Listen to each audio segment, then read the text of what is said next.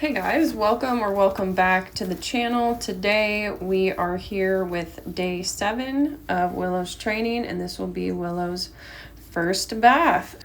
So I had already worked with Willow. It was a very hot day. We were both dripping sweat, so I thought it was the perfect opportunity to get her desensitized to a little bit of water.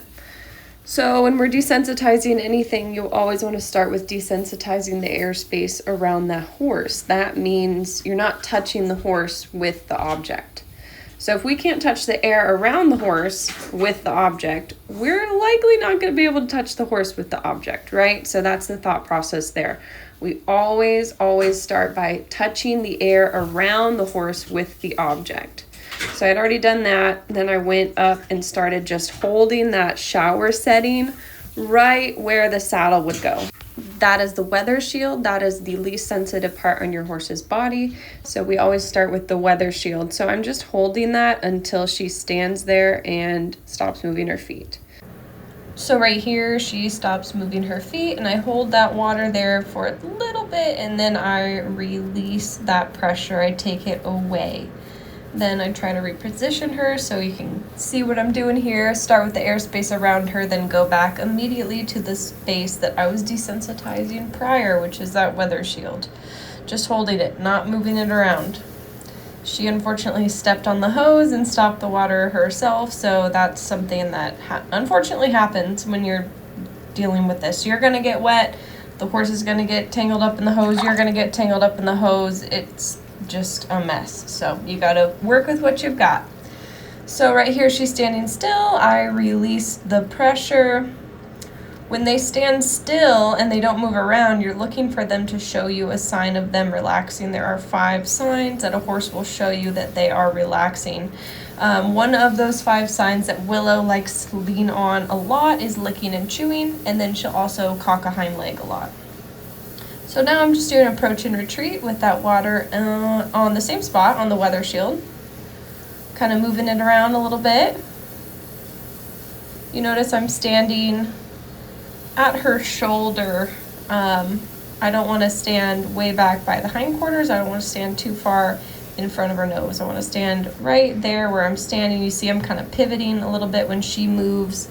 That is the safest spot to be when you're introducing new objects, when you're desensitizing them to new potentially spooky objects.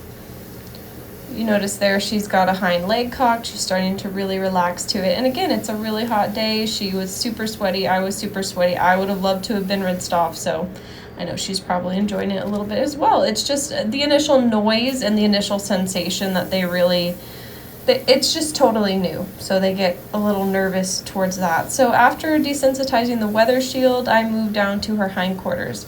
I do the same exact sequence every time I introduce a new potential spooky object, like a plastic bag, anything like that. Clippers, I always start the same position. Start at the weather shield, move to the hindquarters, then the neck and shoulders area, which I am working on now. And then you start moving to the feet. So still working on that neck and shoulder area. Using the same setting. The shower setting is, I've found the easiest setting, like as far as the sensation on their body, but it also makes a lot of noise, so it gets them really desensitized to just the whole experience. And then right there, if she wants to kind of sniff at the water or get her nose in the water a little bit, I don't discourage that. That's just them doing a little safety check. She's just checking it out. So I do not discourage that. I will let them do that if they want to do that.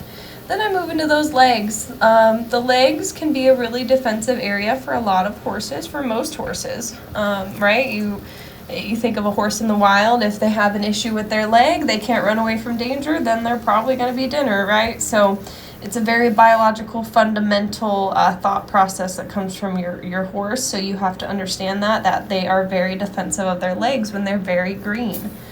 So we always do the legs last. So I was happy with the side, her left side. So now I'm moving to her right side. Do you guys see my body language here? Do you notice how I'm really passive with my body language? I'll keep my weight off to one leg when I can. I'll be looking away from her. Sometimes if they're really struggling with something, I will take a couple audible, big, deep breaths, because that's another sign that your horse will show you that they are relaxed. They'll take a lot of big, deep breaths and expel a lot of energy. So if my horse is really struggling with something, I will make that audible release of breath sound for them to pick up off of that energy as well. So the same exact process on this new side. When you're training a horse, you're really training the left side of their brain and you're training the right side of their brain. So just because you taught them something on the other side of their body, that does not mean that they're going to understand the concept on the opposite side. So you have to treat the opposite side like it's a completely fresh horse that's never learned anything before. Because the sides of their brains do not communicate like ours do. They do, but they just don't communicate like ours do. So it's totally different than how we learn. So same process as on the other side. It's really tough when you're trying to film this because they tend to move around a lot. It's just a totally new sensation, something that they've never experienced before. But it's overall a really enjoyable experience. Something I will know, I do not ever rinse off their face for the first, I don't know, at least a couple baths, depending on how they do with the water. If they're really nervous about the water, I leave that for a while.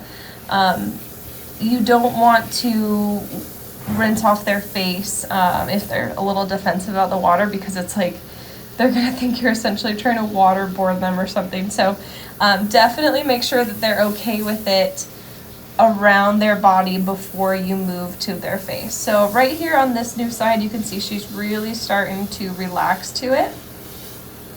Also, you notice how she's not tied up. You know, this is a totally new experience. Horses are fight or flight creatures, right? So when you take away their ability to flight, to run from danger, then they inevitably, if they think they have to run from that situation, they can't, then they'll fight. So you do not want to introduce new things like water, like plastic bags, like any sort of desensitizing, any new thing like saddling. You do not want to do that when the horse is tied up. Really, the only thing that I do that is new to a horse when they're tied up is brushing them. I will introduce fly spray, I introduce clippers, I introduce water, I introduce any potential spooky object not tied up. I'm either, unfortunately, when I'm desensitizing them to water, I have to be here close to the barn. But normally anything else, it's out in the round pen or the arena or the square pen, depending on the horse. So anytime, you'll notice, anytime she moves away, I follow her, right? A lot of people, as humans, it'll be our first reaction, oh, this is scaring the horse, let me stop, right? Okay, well, horses are not humans. Horses learn from the release of pressure, right? So when you take away the spooky object, when they are reacting to the spooky object, you are teaching them to react. So anytime she starts getting reactive towards the water or moving away for whatever reason, you'll notice I will continue to follow her and keep that water in the same position that I had it in that is spooking her, right? Or getting her a little ticklish or whatever. And I will keep following her until she stops moving her feet and ideally gives me a sign that she has relaxed. So right there, I changed it to the jet setting and I was trying to get some of that mud and stuff off of her hooves. That's a new sensation, a new sound, a new water pressure. So she's reacting a little bit to that, but it's not like it's anything crazy. So I just keep it in there until she stops moving her feet and then I retreat. I take it away. That is her release of pressure. That is me telling her that is what you need to do when you get worried. Stand still and relax and the spooky object will go away, right? So it's just building her confidence. It's all we're doing. We're getting her to use the thinking side of her brain and we are building her confidence with every single thing that we do and we introduce. So we are getting very close to putting on the first ride on Willow. She is doing fantastic and she is improving every single day. So stay tuned so you can check out how her first ride goes and how the rest of her training continues to progress. do not forget to like and subscribe, and make sure you come back to check out how Willow does. Thank you so much, and I will see you guys next time.